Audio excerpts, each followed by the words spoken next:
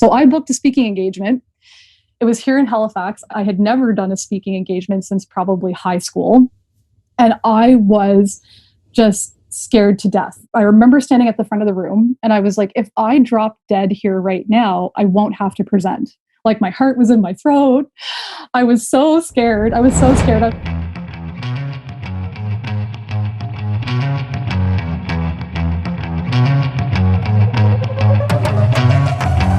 From Sixth Story, I'm your producer, Diana Hong, and you're listening to Rev Up Your Potential with Hilda Gann, the show where we talk with the entrepreneur next door about the stories behind their success and the lessons they've learned along the way. Today's guest is the owner of her own self-named boutique brand and design company that's based in Halifax, Nova Scotia. Since 2007, she has been providing sophisticated visual brand and graphic design solutions for community leaders and game changers across the globe. In today's episode, she and Hilda will talk about her journey from working for a graphic design company to starting her own business, overcoming the fear of public speaking, the importance of knowing your value and self-worth, and so much more. So please enjoy our conversation with Brittany Pickrem. Hi, Hilda Gann, Rev Up Your Potential. And I have with me our guest today, Brittany Pickrem. Brittany Pickrem Branding and Design has a wonderful, wonderful business. And what I love about what she does is when she talks to the customer, the client, she listens and she creates designs that reflect what you are, what you want as a company. If you're interested in knowing that, you just need to look at my logos for People Bright and for RevUp because she created them and I just love them. Welcome, Brittany. Oh, Hilda, thank you so much for having me. It's so great to be here with you today. I'm glad to have you. And as we talk about entrepreneurs and their journeys, I love to bring on guests and share the experiences that they had. So you're now a successful entrepreneur. And let's just go back to your childhood. Was there something in your childhood that kind of hinted at what you would become today? Yeah, there was. And honestly, I was really lucky from early on to have a lot of direction. You know, as you know, Hilda, and I won't get into tons of detail, I had a very interesting childhood, that's for sure. But what I will say is that something that came from that is that I had a lot of great direction with being creative early on. I think it was around grade 4, I had a science project and I designed this beautifully elaborate poster. And when I was standing at the front of the room to present that poster, I had everybody's attention in that classroom for almost a solid minute. At the end of the presentation, my teacher asked to keep the poster. And I realized, like, through doing the same kind of like putting a lot of effort in pairing visuals with communication really early on, that people respond to powerful visuals. And there's something about that. And that was probably my initial fascination with getting into graphic design. At that time, I had no idea about anything to do with graphic design or branding or anything like that. But I was learning early on that visuals are a really powerful way to communicate to people, and obviously of all ages. So, I mean, I was just a kid when I figured that out. So that's really where it started. And then that sort of fostered through to high school. And then I was out on my own at 17, unexpectedly. Best thing that ever happened to me, most thrilling and exciting thing to ever happen to me. And I knew that I needed to channel my strengths that I had, to lean into that and to be able to start providing for myself in a career. So that's really what led me to getting into graphic design, not so much branding at first, but that's really what led me there. So I went to community college for 2 years. That's my formal education. And that's how it started, because I knew that I would have the practical skills to get going with my career. I'd be able to support myself right away within a couple years because I was on my own and I needed to make it work. So that's really where it started. That was the birthplace of my career.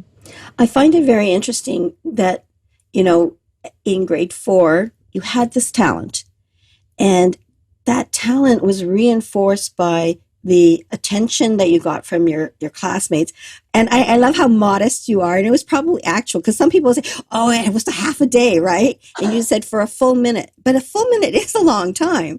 It is. And then to have that reinforced by your art teacher, you know, and I guess all along the way you were nurtured and reinforced to say, this is what you're good at, and you felt that. And so it was that kind of keep trying, get reinforced, keep trying. Hey, I'm pretty good at this. Yeah. I'm sorry that you unexpectedly were out on your own at 17. How hard was that, struggling to do that? Did you have to totally be self-sufficient, or was there some support financially to get you through school? This is such a good question. As a 17-year-old, I'd never been out on my own, and I actually grew up in a pretty sheltered way.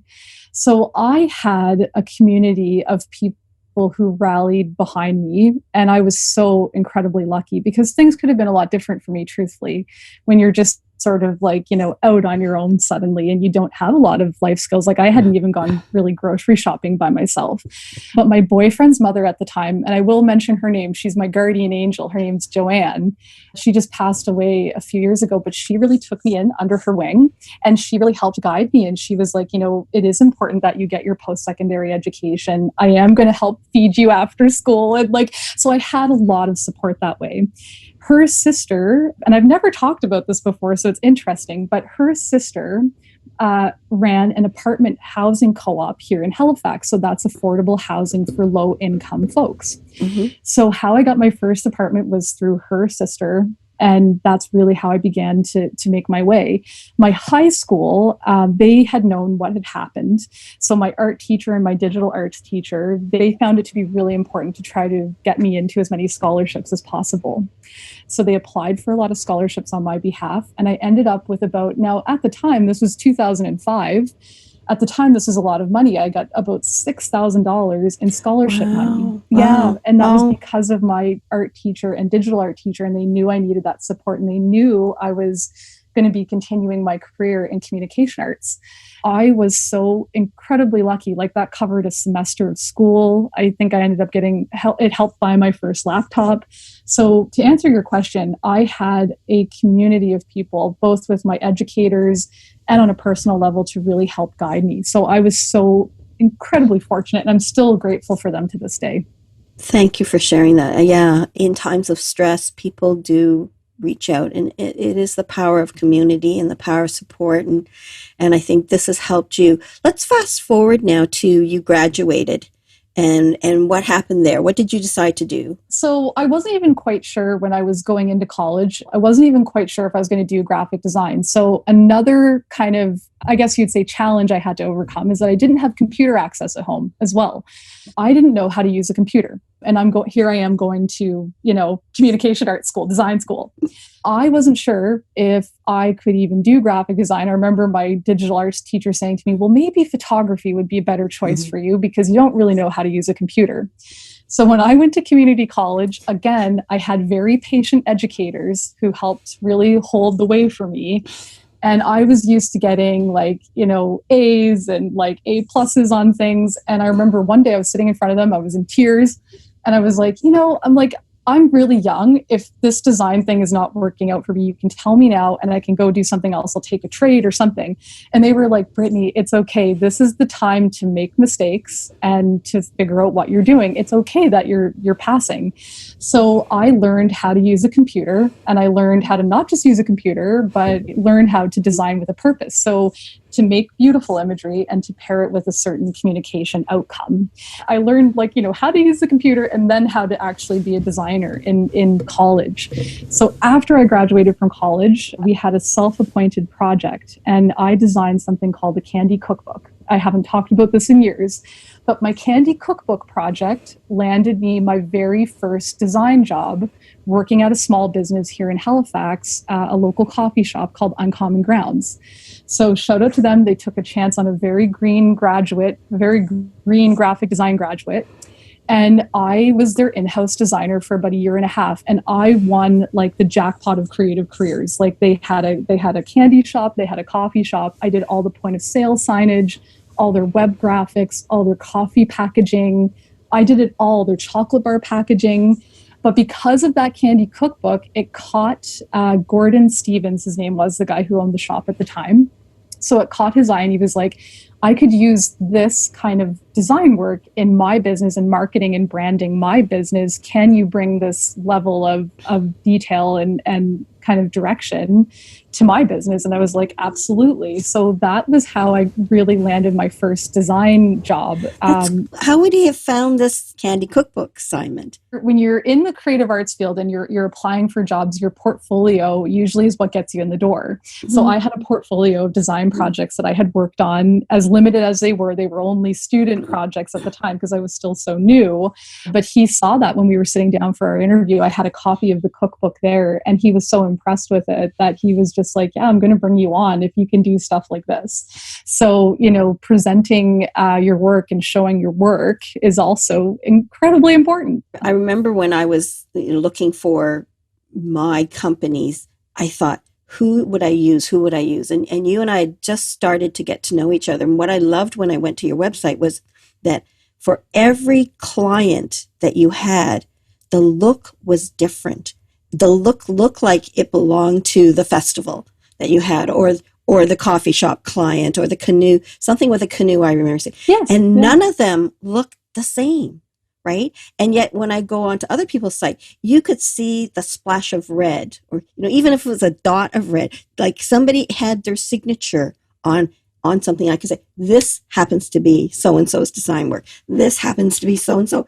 It's like an artist, their voice sounds the same, even no matter what style, but you were able to hear the client and then use what they need and project that. And to me, that was a win-win solution for me. So I loved my People Bright design, and I still love it. So it stands the test of time for me, for sure. Oh, for sure. Yeah, it was to work on that for you. It was your dream client. So Thank you. I want to talk about the years in graphic design, because you ended up getting a job with a company, and you mentioned to me at one point it is a male-dominated world. Talk about being a female, very young, and in that male-dominated world. This was a really sticky, interesting point in my career. And I look back at this time and I almost kind of don't recognize myself going through this period at the time because I was so incredibly unhappy. So like a lot of systems, things are designed to set up males, like it's male dominated and oriented. So after I left at the coffee shop, I worked at another non-for-profit, the Atlantic Film Festival. So I came from a small business and non-for-profit background. And these were like brands that were doing incredible things. I got a little restless and I was like, I want a bigger challenge and I want to step into an ad agency and work with a bigger roster of brands. In an agency setting, it is more male dominated. It's less like small business, non-for-profit oriented, and it's very kind of aggressive. And I was not prepared for that, but I was super excited when I landed this ad agency role. And at the time, there was a TV show on called Mad Men. And Mad Men was all about like advertising agencies in the 1960s and how these two women, Peggy and Joan, despite it being so male dominated and domineering, they overcame that with their creative kind of prowess and their way of kind of managing things. So I was like, I'm going to be the next Peggy and Joan at this agency. And I set off and I did that. So what ended up happening is because I was a more junior designer, all the expectation fell on me to pick up the extra hours. It was a smaller agency. So I ended up working 18-hour days. And then it was like it was just really, and I have no problem working hard for somebody, but it's harder when you're working with brands that are not necessarily serving their communities and aren't putting people first. And really the company I was working for did not put their people first and did not put the people at the center of their brand. So I essentially became, through working really long hours, through not having, time and time again, like not really having my creative contributions, like sort of like pushed aside. I had a very old-fashioned creative director who, was always more interested to hear what the guys brought to the table first. So I would work twice as hard, but get a fraction of the recognition. All this between the long hours and sort of the, persistent creative rejection, I got sick. And I got really quite sick. So how it started was I would start to get migraines where I would lose my vision. And then they got progressively worse. So I'd need to go home for an afternoon and lie down in a completely dark room.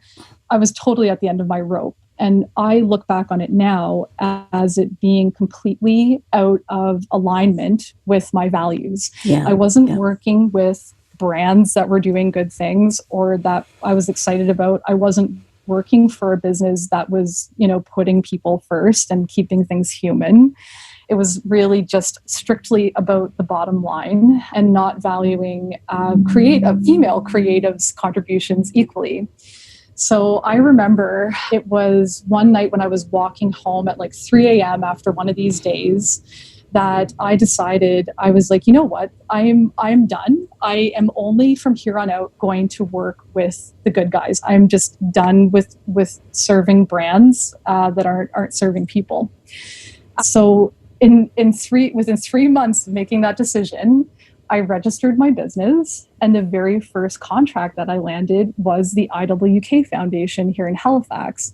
So the IWK Foundation, they do fundraising for women and children's healthcare all across Atlantic Canada.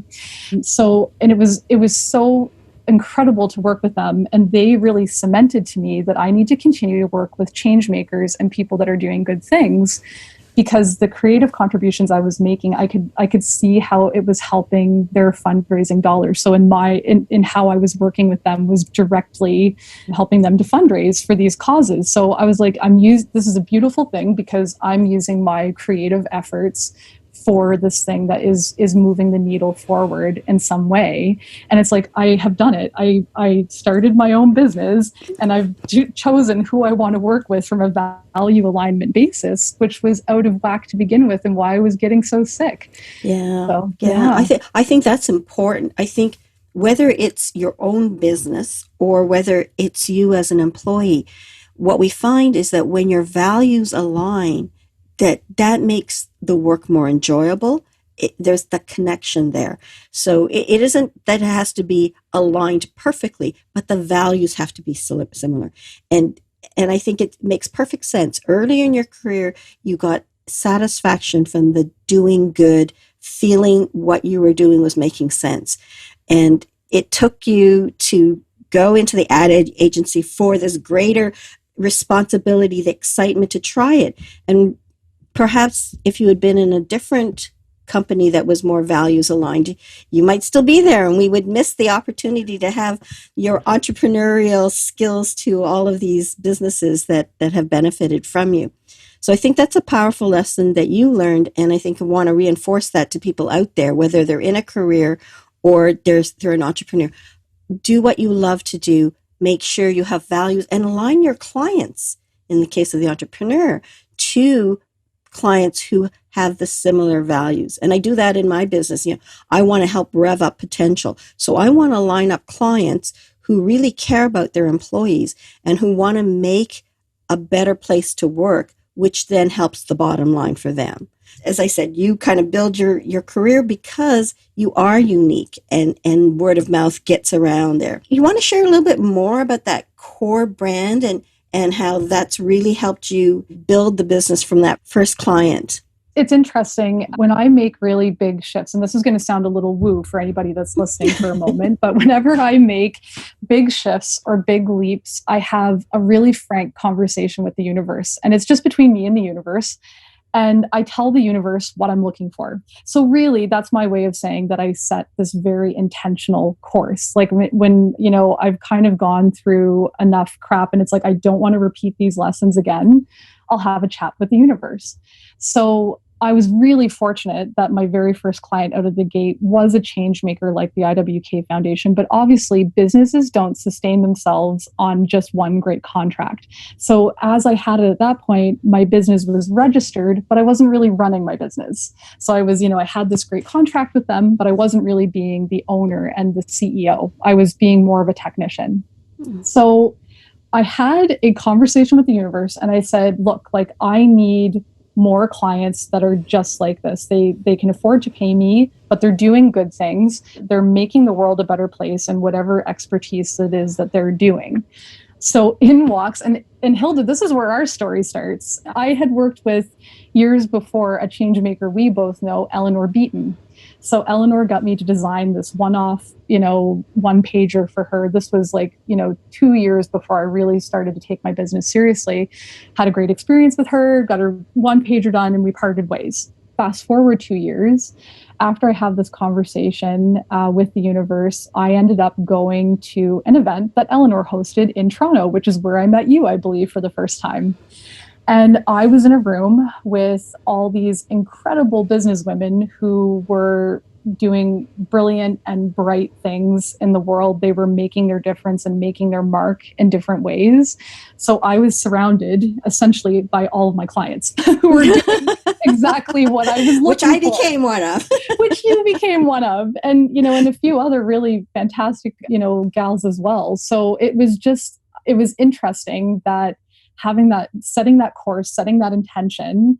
Wow. Eleanor shows up in my life with that conference, and I'm in a room with all these female-owned businesses and change makers who are doing a variety of different things, between financial literacy, people-centered HR practices that are humane. I often think when I was working with you, if you were working in my agency, I wouldn't have left. You would have been running the show, and it would have been maintaining that talent within those walls.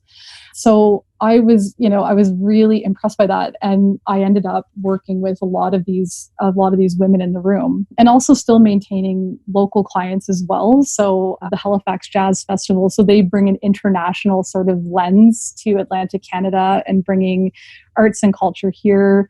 I worked with another healthcare facility that does world-class leading edge research on different diseases that ail the muscles. So things like ALS, and working with them to develop and build a brand that is really allowing them to continue to do their world-class research. Their name is Agata, by the way, Agata Biosciences.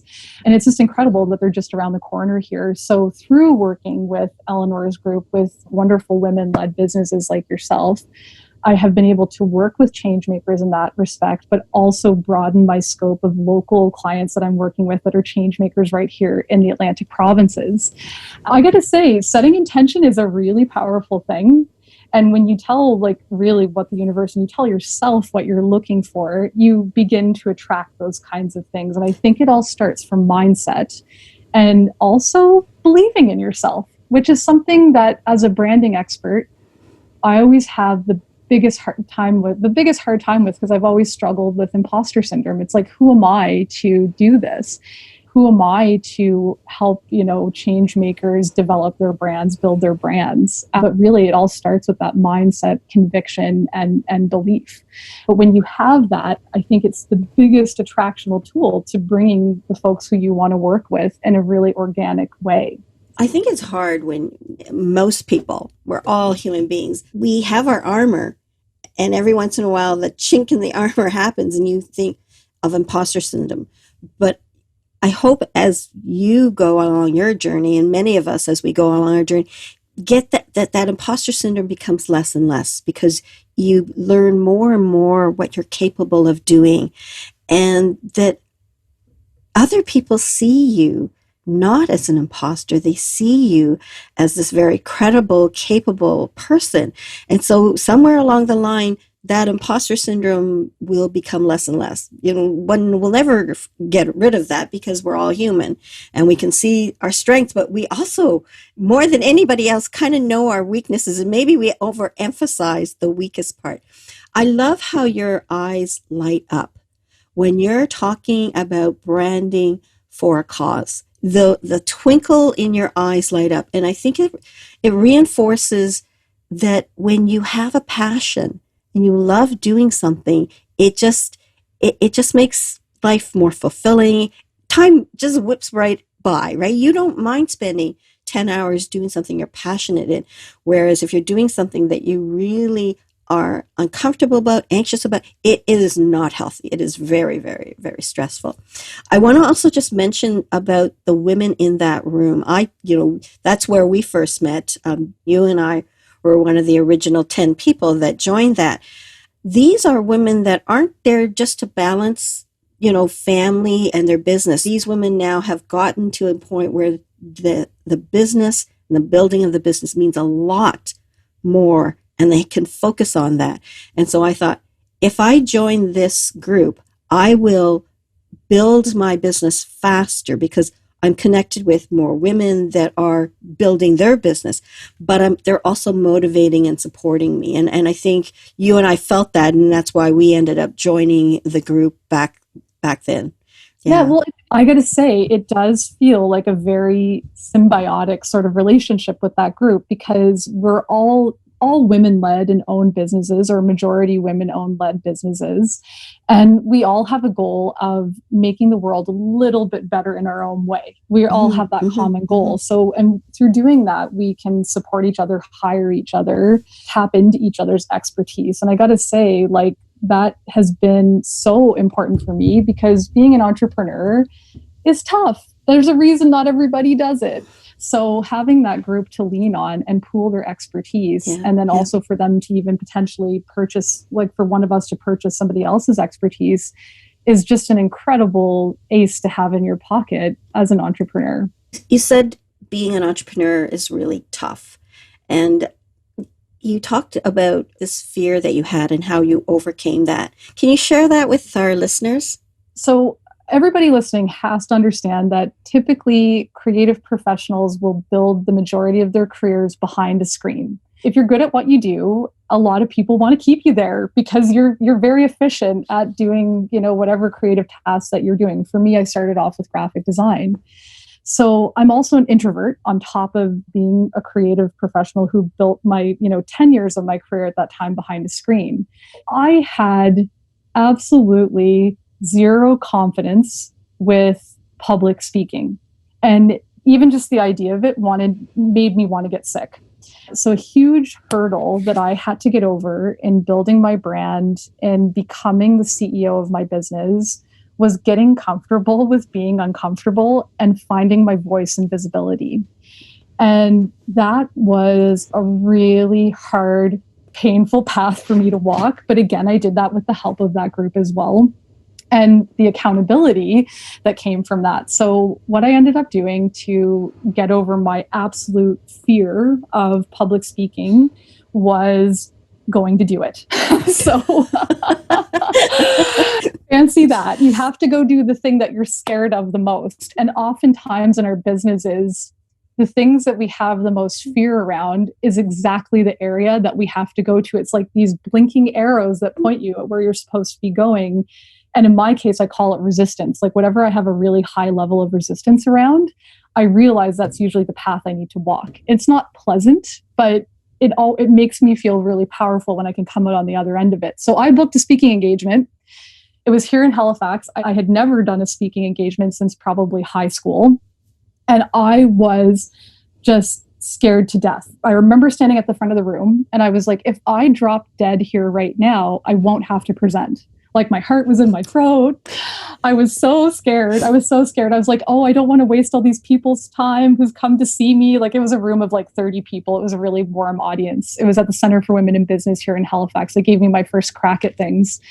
And, I went through it and I walked through it. It was uncomfortable. It was terrifying. Everybody was so gracious and so warm. And that's one tip I will give too, is if anybody is listening to this and they have a total white knuckle fear of public speaking, like drop dead fear of public speaking, start with a warm audience, like just friendly faces. If somebody is going to smile at you when you're talking, go somewhere where you're going to feel the most comfortable to build up that muscle. And that's really how I began to overcome that. So it was a combination of accountability through being part of a business group. There was a group of women that knew I had a speaking engagement that I had to fulfill, and also going and doing it, but in a really warm way. And then in less than 6 months from that time, I was speaking to a group of 100 people. And of course, I was still scared that day. I still have stage fright, but it was just very powerful to know that I could stand in my power. I had a mantra as well that helped me through it. I can share that as well. That I could stand there and just do it, like look fear in the eye and go and do it. So the mantra that I had when I was reflecting, because a lot of this stuff is inner work, a lot of it is. So what I said to myself over and over again is that I am safe, I am strong, and I am worthy. Because all these feelings came from those three things. I didn't feel safe, I felt weak, and I felt unworthy. So for me, that was a really big thing to say to myself. And I still sometimes repeat that to myself when it's hard for me, because like the visibility blocks will come up and again and again. And oftentimes that does come up when you're building a brand and you're stepping into, it's, what is it, old devil, new level kind of thing. That's a new one for me. That's yeah, cool. yeah, I really love that saying, because like for me, that comes up all the time. So visibility blocks will show up in different ways at different times, like depending on how your growth is. So that mantra really helped me through, that accountability helped me through, just going and freaking doing it really helped me through, even though it was really uncomfortable. So yeah. I love your mantra. I'm safe, I'm strong, I'm worthy. And I think that should help imposter syndrome. You just keep repeating that, because that is so powerful. So thank you for sharing that. And thank you for sharing this fear, because I think, there are a lot of people who have this fear. And you talk about muscle and flexing, and think about it as an athlete. The more you do, the stronger the muscle, right? But it doesn't happen overnight. So the first time I spoke to a group of 7, again, butterflies in stomach, nervous. And then I worked myself up to 25, comfortable. Then 100. And then I had an international conference that I had to do. And I thought, wow, but it didn't start that way. You couldn't just drop me into that. It just, you learn to get comfortable with one level and then you do another. Right. And so fast forward today, Brittany, what are you doing with speaking?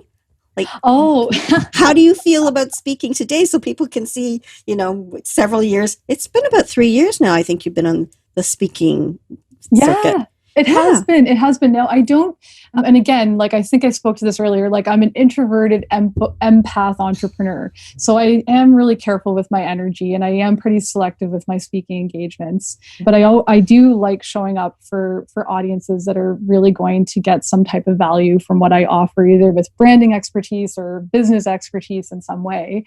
So how I feel about visibility now and where I'm at with that stuff is honestly like, how like my mantra was, I am safe, I am strong, I'm worthy. Mm-hmm. It's also now, I am ready. Yeah, you've added one. Okay, that's cool. Yeah, so I'm totally ready. I feel like a lot of it has been really great practice to prime me. So I can regularly show up now on, Instagram, for instance, or Facebook, and not have it completely zap all the energy away from me. It still does take energy, but I'm a lot more comfortable with it now. So it's like, yes, I'm aware that I'm going to be visible. Yes, I'm aware that, I'm not going to be perfect. I'll listen to this interview and I'll pick apart everything I'll say probably, but it's just, being imperfect and still putting yourself out there, because it's the only way that you're going to do something, right? Like it's never going to be perfect the first time. And it's sort of the process of it, really, right? So I'm a little bit more aware of the process now, and I've eased into a type of comfortability with it, but I'm nervous every time I speak. It's just something that's just going to be there for me, but I just don't let it like drive the bus, so to speak. I put it in the back where it belongs. So it's a healthy fear, I like to think. Kudos for you for just embracing that fear and really going forward and sharing that with the group, because we all have fears, and some of us will just allow that fear to keep us incapacitated and never do anything about it. And as entrepreneurs, if we want to grow, sometimes we have to do certain things that we're not quite comfortable with, and it starts with a baby step. I've given this analogy before, but I think it fits really here. When we were toddlers and we started to learn to walk, our first steps were tenuous, and it looked like we were going to fall, and our parents were standing there worried we were going to fall. Once we mastered that 3 steps, in 10 seconds, what did we do? We went to 4 steps in 10 seconds and 20 steps in 30 minutes. We were always somewhat out of control, ready to fall at any moment until we mastered the next speed. We will not gain comfort without mastering a speed. But once we do that, we seem to always want to do the next step that kind of makes us almost want to fall again. So take that analogy and do something with it, right? It's interesting. I often think about humans, like we forget about the pain of something. Like we forget about the pain and then we'll go through the process again, because I think it is because we do have a core desire to want to evolve and do better and elevate ourselves, right? Especially those with growth mindsets. Yeah. So I think that is what it comes from. But you're right. And to your analogy as well, it's like those first few steps, like they're wobbly, they're imperfect, they're not, they're not so stable, but it's the right trajectory. It's the right way to go with that sort of thing. And you have to just embrace the imperfection and go with it. And maybe sometimes you need to say, hey, I mastered that. I mean, it wasn't best, right? Like as you said, but I can still now, just as we're talking, remember the first time my son stood up and took that first step and he looked at himself, he looked at his feet, but the big smile that was on his face, because he knew, as we did, that he had accomplished something. Maybe he saw the excitement on our face, but I could still now see his look like, what is this? And wow, look at me, right? To see.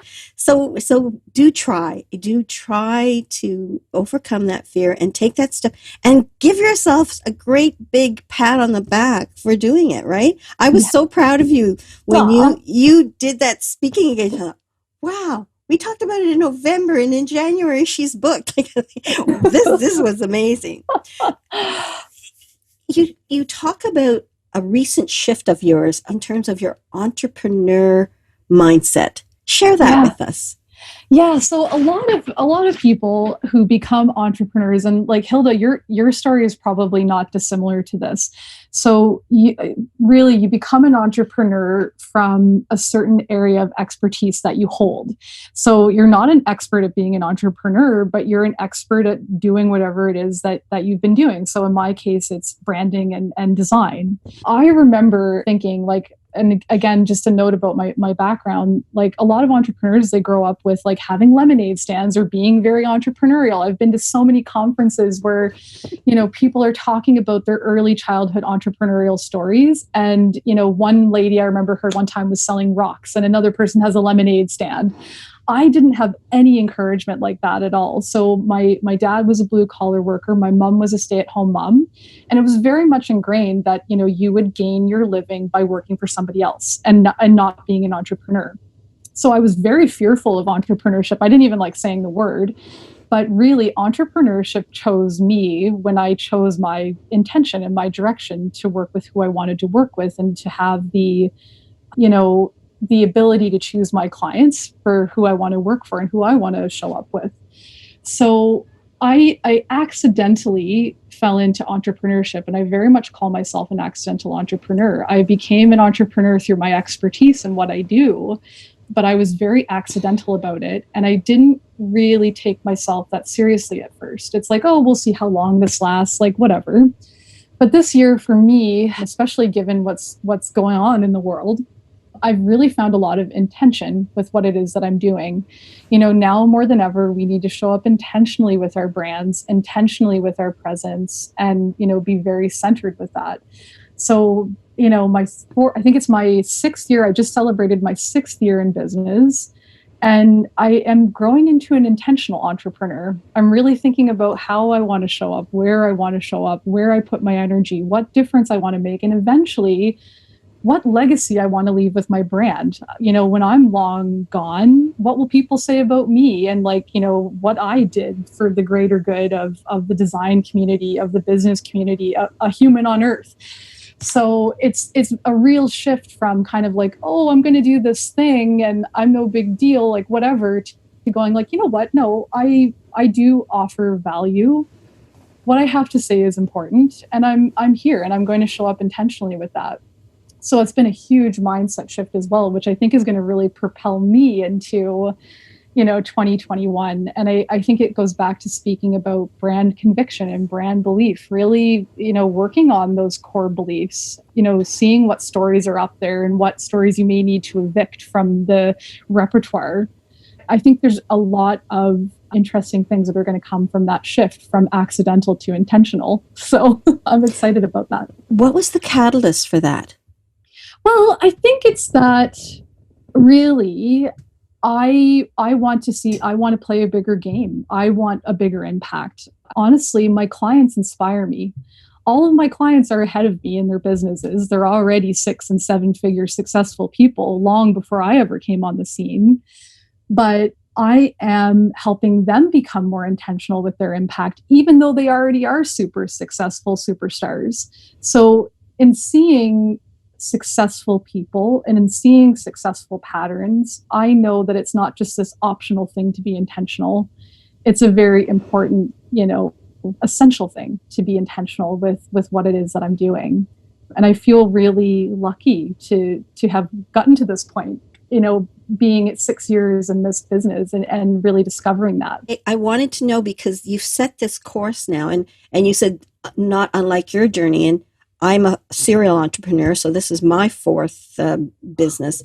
And I think the other one was when my husband and I created iTrans Consulting and the engineering company. And this one, I think, is also like you, intentional. The 2 others were more, maybe not accidental is the right word, but more one of opportunity and convenience.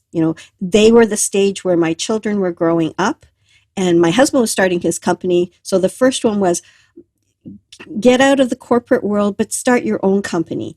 But when we were at a point where I said, look, I've developed my warm line. If I want to build this business, I need to go out and I need to market. And I think we're so successful with iTrans, let's put all our eggs in one basket. And then the one between PeopleBright and iTrans was, I've been slugging 60 hours a week for 17 years now, and I deserve a break. Let's just figure out what's going on. If incidentally there are clients, we'll do it. So I was kind of dabbling in the entrepreneur aspect, while enjoying the life that we had, and balancing it and spending more time with children and having more me time, right? So that was intentional, but it was more intentional from a relaxing point of view. And so this business is really now, it's my business. It's not my husband's and my business. And it's my opportunity to do the good I want to do with REVUP, and helping work cultures be better work cultures. And it's for me to grow intentionally rather than, is that the right word? Intentional rather than accidental. Yeah. So I appreciate the journey that you've gone through, and you talk about women as being an important part of your journey. Is that something that is a paramount part of your journey as well? Well, working with women-led businesses in particular? Yeah. Or are you able to do both? I love working with both. I think that different genders bring different things to the table. And really, my clients are almost half and half. It's almost right down the middle. I work with half guys, half women. Now, women hold a special near and dear place to me in my heart because I'm a woman entrepreneur, obviously. Yeah. But I love working with, guys have a different approach altogether. And I think they bring a different thing to the table. And I often say, if we're going to reach gender parity in the workplace, we need the guys on board just as much as we need the gals on board. Yeah. So I really like working with both. It's a different insight. It's a different perspective and energy. Yeah. And I think there's something to learn from the guys too, right? There's something like how they've been culturally conditioned. It's something else to learn from them. So I work with both, but I have a near and dear special spot in my heart for women as well. I think it's probably that connection that we as women have from that emotional support, nurturing sphere. So I know that I love my women's networking for that, but I've always been comfortable in a world that has men and women. I spent my earlier career in healthcare, and yes, there were women, but there were men too. And I feel equally comfortable in both. And I come with that approach that I am good enough. I'm an equal. I'm an equal wherever I am. In a female world, in a male world, in a healthcare world, in an engineering world. And I think one has to have that mindset that I am strong enough. I am worthy. I am safe. And if you can have that mindset or whatever mantra you want, gain that confidence and that ability to connect with people, you will show that confidence. If we are going to have equity, we have to treat each other with equity and work with each other so that people can respect the different genders for the good that they bring. Yeah, I think there's something there with that. And I really hope that the newer generation coming up, I hope my generation, I call them elder millennials, adopt that parity as well. I really do hope that, because I think that it lends to a better balance, a better world. We both have something to learn from each other. It's two very different perspectives and approaches. So I think it's important to work with both. There's change makers that are women and men. And I have the pleasure of working with both. So I love that. Well, and you can be a change maker in creating brands and designs that really help elevate individuals, companies. I'm so proud of my REVUP logo. The way you did that with you have the rev, and then the up part actually is lifted up with an arrow if you look at it. It's just amazing. And for you to come up with that, I just love that. We had discussions about the color, though. She wanted to push orange on me, and I wasn't into orange. But then our new Rev Up Your Potential logo, which is done by our podcast team, that has orange in it. And so I said, Brittany, you'll be happy. There's orange in this one. It came back around. The orange came to get you. And I said, and actually, I kind of like it. So I'm admitting to you that orange may not be a negative thing. Sometimes we need to grow. Brands are always growing, right? So brand work is never done. It's like a human. It grows and evolves all the time. Well, so it's just an evolution of your Rev Up brand. Yes. What works in a certain time period of your life, of, what year it is, may be great. But, a decade later, it may have a stale look. It may not be fresh. And so one has to always be willing to change, whether it's a brand or it's a mind shift or a perspective. You've given us so much things to think about. What's happening now for you, Brittany? What's up? It's an exciting time for me with the end of the year coming up. And I'm going to do something, again, that I was speaking to earlier, a lot of resistance around it. It kind of freaks me out. It kind of scares me. But I'm beginning to scale my business. So I have very much a boutique agency right now. But what I need to do to increase my impact, to increase my brand legacy, is to start to work with one-to-many. And how I'm going to be doing that, I'm building a branding course right now. So it's all about elevating your online brand in particular, also a little bit about your in-person brand too. And I'm going to be launching that at the end of this year. And that really comes out of working with so many entrepreneurs and different sort of branding blind spots that I've noticed that they've had over the years, and how they can really show up more powerfully and stand in their brand power a little bit more. So I'm building that course right now. I have a speaking engagement coming up here in Halifax. It's an in-person event, which is crazy, but I have that coming up at the end of October, which I'm really excited about. So I'm going to be finishing off 2020 pretty strong with that branding course launched by the end of the year, and also the speaking engagement, which is, of course, going to scare me, but I'm going to do it anyway. Both of these things are scary, and I'm going to do them.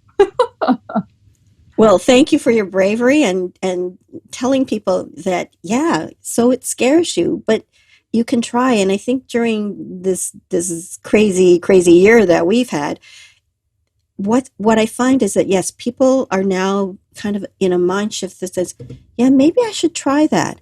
And then people are also in the mindset is that, it's okay if you don't do what, make a mistake. Where people might have been critical of what they see from somebody, they're not anymore, because we've learned to be adaptable, we've learned to be flexible, and we've learned to be somewhat forgiving of not perfect. I'm not going to call it imperfection, because not perfect is probably the more positive way of saying that. So thank you for sharing your bravery, your courage. How do people get a hold of you? So you can pretty much, so I have a funny last name. Pickrem is a little bit hard to say, But if you type in branding by Brittany on pretty much any social platform, you're going to find me there. Instagram is my favorite. I also love LinkedIn. I also love new friends and, connecting with people and educating them about their brands. Every Tuesday, I release a brand tip Tuesday, and that just helps you to elevate your brand in some way, a really quick, actionable step. So feel free to reach out, send me a message. I'll definitely message you back. I'm really friendly and I don't bite. Love new friends. So please add me. I'll confirm you don't bite. Well, Brittany, thank you. Thank you for coming on our show. Thank you for sharing some of your successes and some of the obstacles that happened along the way, because I think you've given a lot of insight to others to help them build their career or their business. Some really, really good tips that I know I've gotten out of today. Thank you. You're welcome. Thank you so much for having me, Hilda. This was so much fun. Oh, I just love having these conversations because I learn a lot and people will also learn a lot. So thank you. Thank you for joining us today. And everybody, rev up your potential, stay safe, and learn through stories by joining us. Thanks.